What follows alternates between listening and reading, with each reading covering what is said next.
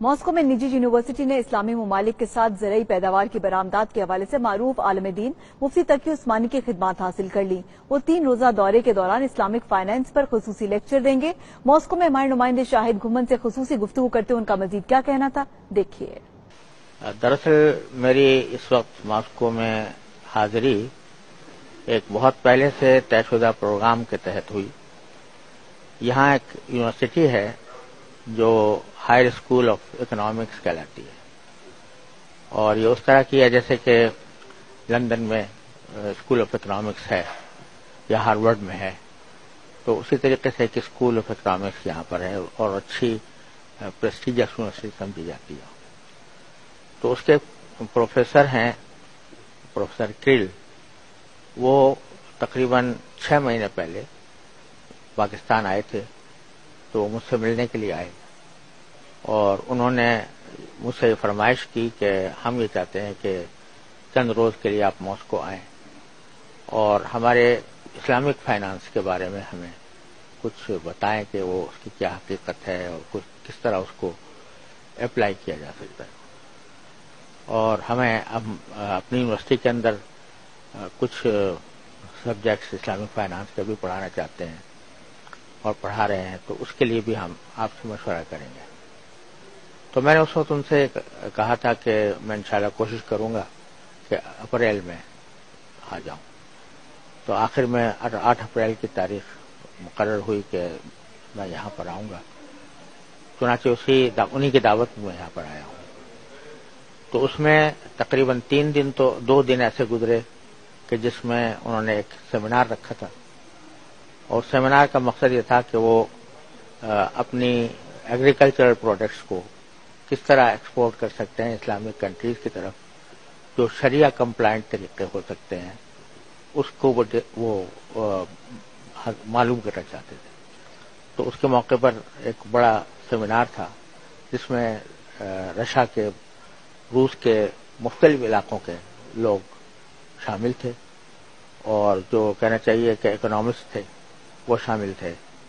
तो उसमें मुझसे उन्होंने ये मालूम किया कि अगर हम इस्लामी मुल्कों के साथ इस्लामिक फाइनेंस की बुनियाद पर हम अगर उनको अपना शहरी पैदावार, खासतौर पर जो गल्ला है वो अगर एक्सपोर्ट करें, तो उसके लिए हमें इस्लामिक फाइनेंस के कौन से तरीके इख्तियार कर सकते हैं। इसके ऊपर डिस्कशन रही काफी देर। फिर असल वक्त जो मुझे जिसके लिए उन्होंने बुलाया था वो एक लेक्चर था जो वो अपने इकोनॉमिक्स के इदारे को चाहते। वो कोई सेमिनार नहीं था, बल्कि एक तरह का एक लेक्चर था जिसके लिए उन्होंने अपने सारे इकोनॉमी के इदारे को जमा किया, और उसके अलावा उन्होंने रजिस्ट्रेशन करवाई और बहुत से जो बहुत टॉप लेवल के जो एग्जीक्यूटिव्स थे मुख्तलिफ कंपनियों के और मुख्तलिफ बैंकों के और मुख्तलिफ इदारों के, बल्कि कुछ सरकार के यानी हुकूमत के भी बाज़ नुमाइंदे शामिल थे। और उनका कहना यह था कि हमने तवक्को नहीं थी कि इस रजिस्ट्रेशन में इतनी बड़ी तादाद अपने आप को रजिस्टर कराएगी, और यहाँ तक कि हमें आखिरी दिन अपना रजिस्ट्रेशन बंद करना पड़ा क्योंकि हमारे पास सबको बिठाने की जगह नहीं थी।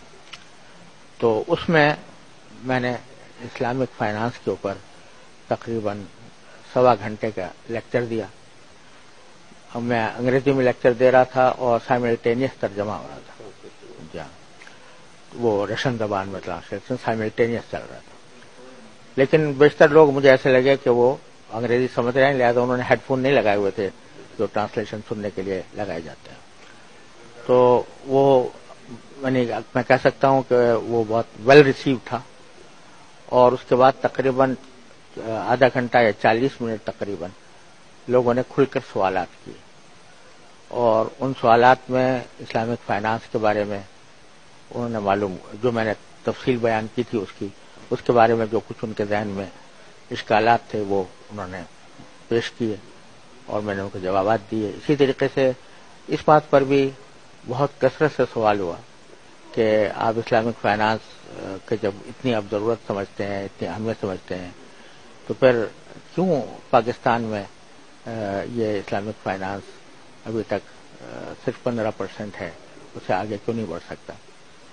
تو میں نے ان کو بتایا کہ اس کی کوششیں جاری ہیں اور رفتہ رفتہ کر کے ہم آگے بڑھ